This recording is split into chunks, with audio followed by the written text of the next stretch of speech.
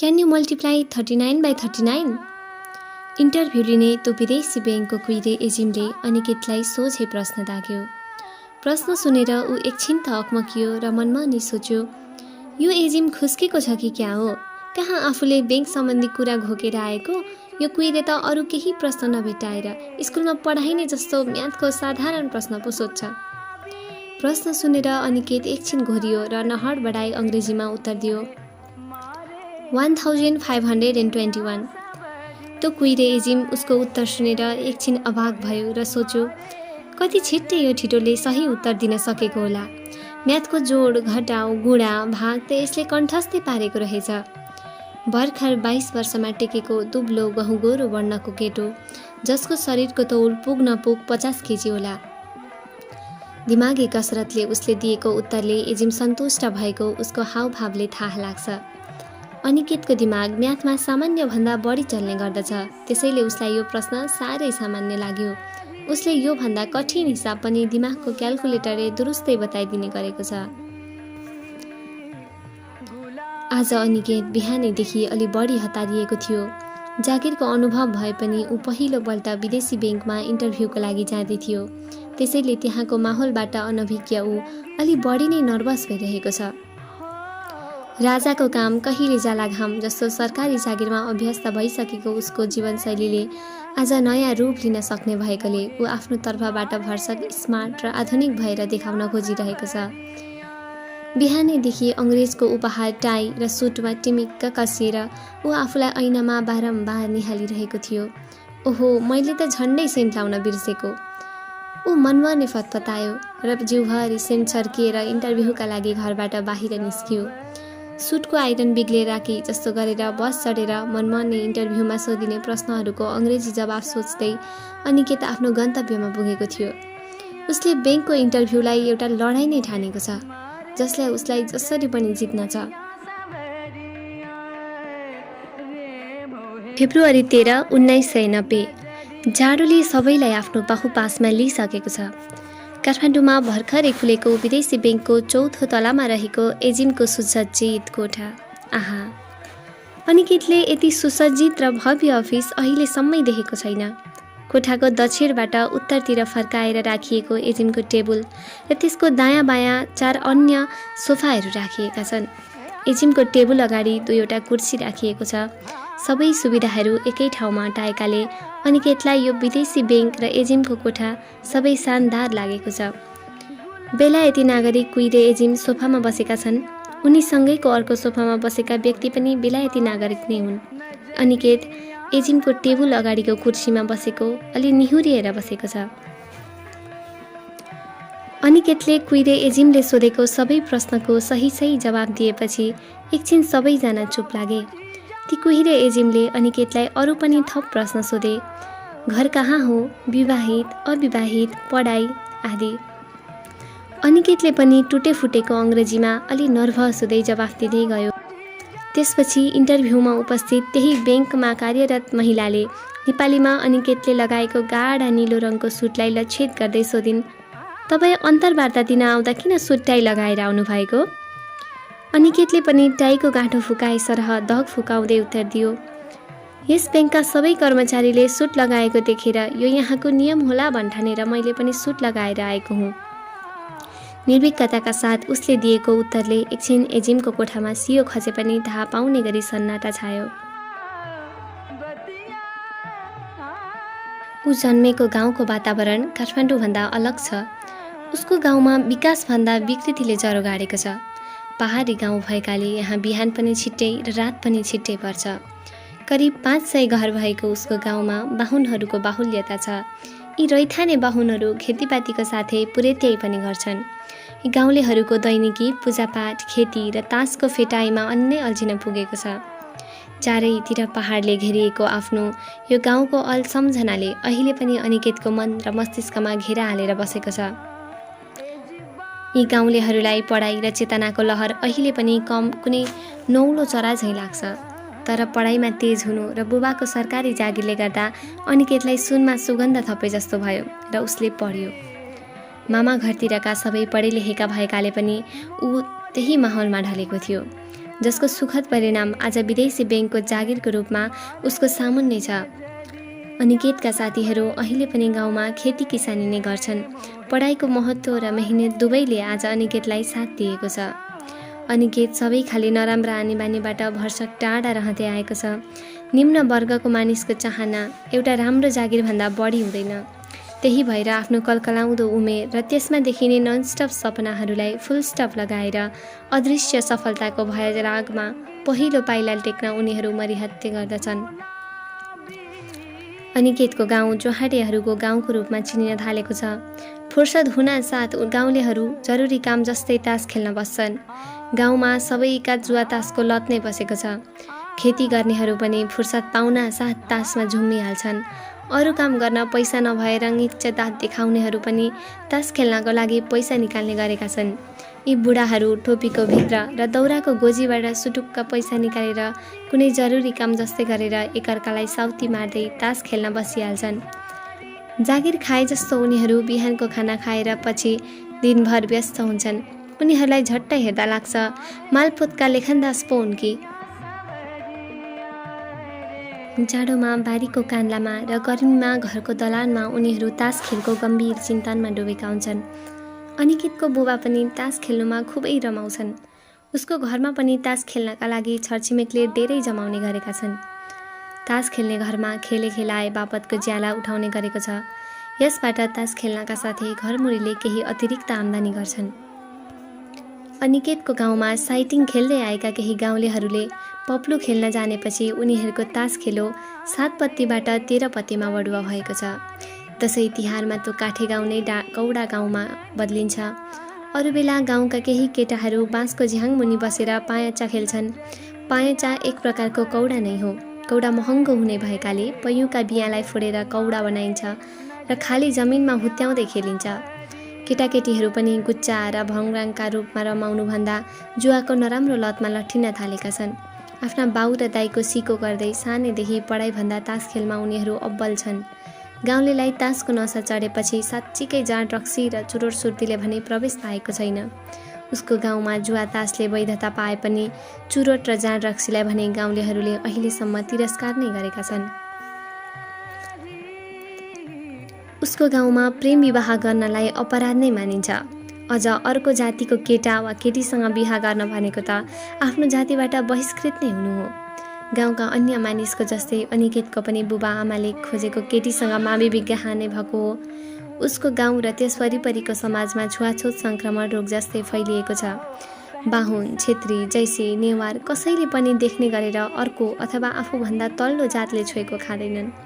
कसैले खाइहाल्यो र त्यो कुरा अरूले थाहा पाएमा गाउँमा ठुलै हल्लीखल्ली मचिन्छ। अनिकेत पनि काँतर स्वभावको छ। त्यसैले शिक्षित र अस्वच्छन्द विचारको हुँदाहुँदै पनि ऊ देख्ने गरी अरू जातले छोएको खान हच्किने गरेको छ। उसलाई पनि समाजको परिबन्धले बाँधेको छ। उसले माछा मासु खाने गरे तापनि कतिपय ठाउँमा लुकेर खाएको छ। ऊ जन्मे हुर्केको गाउँ र समाजको आर्थिक अवस्था अत्यन्त नाजुक छ। त्यहाँ माछा मासु खानका लागि दसैँ नै कुर्नुपर्छ भन्ने समेतको कहाली लाग्दो अवस्था छ। अनिकेत आफै जागिरे भएकाले कहिलेकाहीँ माछा मासी खाउँ भने पनि गाउँको अवस्था सम्झेर खाँदैन र खाए पनि लुकेर खान्। लगनखिलको एउटा सरकारी अफिसमा जागिर थियो अनिकेतको। भक्तपुरदेखि चल्ने ट्रली बसमा चढेर उसले कति सडक नाग्यो उसलाई आफै थाहा छैन। ट्रली बस उसको बाध्यता पनि हो र रहर पनि। कलेज पढ्दादेखि अहिले जागिर हुँदासम्मको ट्रली बस र ऊ एकअर्काको गन्धदेखि राम्ररी परिचित भइसकेका छन्। यसरी हुर्के बढेको अनिकेतले आज आफ्नो पहिलो प्रयासमै विदेशी ब्याङ्कको जागिर पाउन सफल भएकोमा आफैलाई चिमोटिरहेको छ। बसबाट ओर्लिने बेलासम्म उसले आफ्नो जीवनको विगतबाट वर्तमानसम्मको यात्रा गर्न भ्याइसक्यो।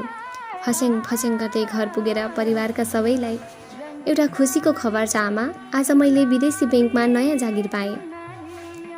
आमाले अनिकेतलाई खुसीले गदगद हुँदै टाउकोमा मायाले मुसार्नुभयो। बाबु, तैँले आज निकै ठुलो खुसीको कुरा सुनाइस्। यसरी नै प्रगति गरेस्। उसकी श्रीमती सुरभि पनि भान्साबाट दौडिँदै आइपुगी। ऊ पर्दाको ओठबाट लजालु आँखाले चिहाउँदै अनिकेतलाई हेर्दैछे। उसलाई पनि नजिक गएर श्रीमानको बहुपासमा बाँधिएर बधाई दिन मन छ, तर सासु ससुराको अगाडि ऊ लाचार छे। उसको बुबालाई भने अनिकेतले सरकारी जागिर छोडेर विदेशी ब्याङ्कमा जान लागेको मन परेको छैन। बुबाको विचारमा विदेशी ब्याङ्क, त्यो पनि प्राइभेट, नोकरी अवधि सकिएपछि एउटा सुखको पेन्सन पनि आउँदैन, जतिकै राम्रो तलब भए पनि के गर्नु। अनिकेतका बुबाले धेरै वर्ष सरकारी जागिर गरेर अवकाश पाएकोले उनको सोच जोखिम उठाउने भन्दा कसरी सुरक्षित तरिकाले जागिर खाने भन्ने रहेको छ। अनिकेतका बुबा छोराले पनि सरकारी जागिर खाएर नै माथिल्लो तहमा पुगोस् भन्ने चाहन्छन्। अझ बुबाको सोच एक कम उत्तीर्ण गरेर अनिकेतले लोकसेवा पास गरोस् र राजपत्राङ्कित अधिकृत बनोस् भन्ने छ। आफूले सरकारी जागिरबाट नपाएको मान र सान उनी छोराको माध्यमबाट पुरा गर्न चाहन्छन्। अनिकेतको बुबाको मनमा रहेको छोरा सिडियो भएर जिल्ला थर्काउँदै सिंहदरबारमा सचिवको रूपमा कालो रङको चिल्लो गाडीमा छिरोस् भन्ने कति देवेको इच्छा अब पुरा नहुने भएको छ। रूढिग्रस्त र विपन्न वातावरणमा अनिकेत हुर्किएको हो। उसमा पनि कहीँ न कहीँ गाउँको वातावरणको छाप परेको छ। सहरको वातावरण र त्यहाँको उठबस उसका लागि नौलो कुरा हो। गाउँको हरियो परियो र प्रदूषण रहित वातावरणमा हुर्केको अनिकेतलाई यहाँको भिडभाड, धुवाँ र धुलोमय वातावरणमा एडजस्ट गर्न निकै गाह्रो पर्दछ। मामा घर जाँदा उसलाई काठमाडौँ सहरका केही दृश्य र अनगन्तीय विहीन सडकहरू याद हुँदा हुँदै गएका छन्। बस चढेर एक ठाउँबाट अर्को ठाउँमा जान सक्ने भए पनि त्यहाँको रहनसहन र सहरी जीवनको बारेमा जान्ने उत्सुकता छ अनिकेतमा। बसमा ओहोर दोहोर गर्दा सडकको छेउमा ढडिएका ठुल्ठुला होटल उसलाई सपनामा देखिने महल जस्ता लाग्छन्। ऊ कल्पना गर्छ त्यहाँ भित्र गएर मान्छे के गर्दा होलान्, उनीहरू त्यहाँ के खाँदा होलान्। उसलाई त्यो अलौकिक संसार जस्तो देखिने होटललाई एकपल्ट नजिकबाट निहाल्न मन छ। उसको रहनसहन अत्यन्त साधारण भएकाले उसको बिहेमा सिलाएको 3 जोड सुट अहिलेसम्म खजमझिने मौका पाएको छैन। थन्किएर राखेका 2 जोड अफले सिलाएको र 1 जोड ससुरालीबाट पाएको सुटले कहिलेकाहीँ उसलाई मुख बिचकाए जस्तो लाग्छ अनिकेतलाई। दसैँ र कसैको बिहामा जन्त जाँदा मात्र यी सुटहरूमा पनि बाहिरको हावा लाग्ने गर्छ। अनिकेतका बुबा जस्ता अन्य लाखौँ बुबाहरूले आफ्नो छोरा सचिव नै भएको हेर्न चाहन्छन्। भलै पछि सचिव भएका छोराहरू भ्रष्टाचार र अन्य कर्मकाममा जेल परुन्, तर पैसा र मानको लागि छोरा सचिव भएको हेर्ने कत्रो चाहना झै डाँडापारीका घाम जस्ता अभिभावकहरूमा। छोराले गतिलैसित पढेको र मेहनत गरेको देख्दा आफन्त र साथीभाइमाझ अनिकेतका बाबा उसलाई सरकारी जागिरमै पठाउने गर्व बताउँथे। तर आज उनको सबै सपनामा ओस परेको छ। छोराले आज छँदा खाँदाको सरकारी जागिर छाड्ने निर्णय गरेकोमा उनी भित्रभित्रै कुडिएका छन्। छोरा भोलिदेखि विदेशी ब्याङ्कमा जागिर खान जाने भएको छ। बुबालाई ब्याङ्क भन्न साथ नेपाल ब्याङ्क र वाणिज्य ब्याङ्क भन्ने मात्रै थाहा छ। उनलाई छोराले भोलिदेखि काम गर्ने विदेशी ब्याङ्कको नाम पनि थाहा छैन। त्यही पनि अनिकेतले बुबालाई सम्झायो, बुबा यो अन्तर्राष्ट्रिय स्तरको ब्याङ्क हो, तलब र अन्य सुविधा राम्रो हुन्छ, विदेश पनि कहिलेकाहीँ जाने मौका पाइन्छ, केही ठुलो काम गर्नु परे सजिलैसित कम ब्याजमा लोन लिन पनि पाइन्छ। अनिकेतले बुबालाई त खुसी पार्न सम्झायो, तर उसलाई आफै पनि थाहा छैन त्यो विदेशी ब्याङ्कमा कति तलब पाइन्छ भनेर। 5 वर्षदेखि गर्दै आएको सरकारी जागिरमा बल्ल तल्ल उसको तलब 980 रुपियाँ पुगेको छ। भक्तपुरदेखि ललितपुरसम्मको यात्रा, बिहानको कलेज, दिउँसो जागिर, सरकारी जागिर गर्न सजिलै भइरहेको थियो उसलाई। विद्यार्थी भनेर अफिसका हाकिमहरूले काममा सहयोग नै गर्थे। जागिरले अगाडिको पढाइमा मद्दत पनि गरिरहेको थियो। अब भोलिदेखि उसको जीवनमा भिन्न वातावरण, भिन्न सोच र भविष्यको अनिश्चितता सुरु हुने भएको छ। 5 वर्षदेखि गर्दै आएको आजसम्मको सरकारी जागिर छोड्नुपर्दा अनिकेतलाई कता कता नराम्रो लागेको छ। तर सुधार र सुन्दर भविष्यले उसलाई आफ्नो अलिगाङमा हात फैलाएर बोलाइरहेको ऊ कल्पना गर्छ।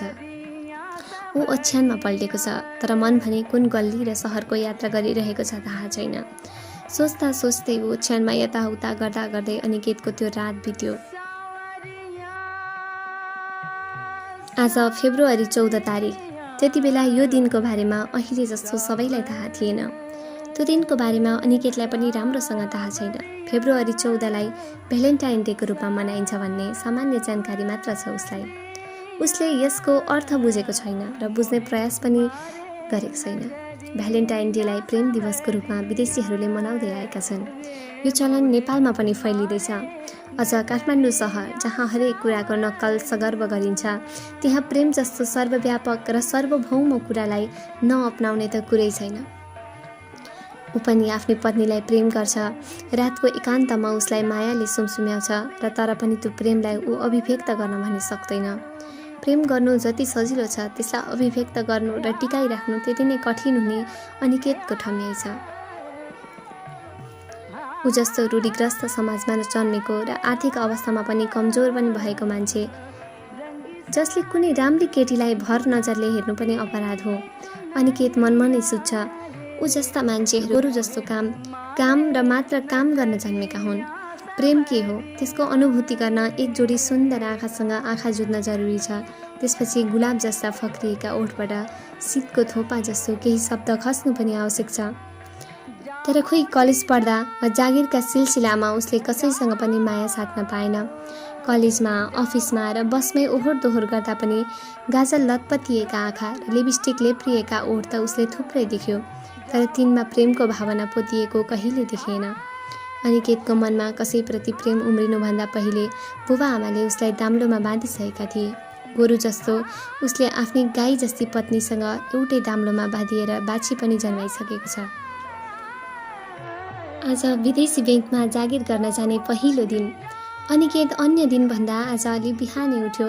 उसलाई टाइममा अफिस पुग्दिन कि भन्ने ठुलो चिन्ता छ। पहिलो दिन नै ढिलो पुग्यो भने त्यो विदेशी ब्याङ्कमा आफ्नो पहिलो इम्प्रेसन खराब पो हुने हो कि भन्ने डर पनि छ। त्यसैले ऊ बढी नै हतारिएको छ।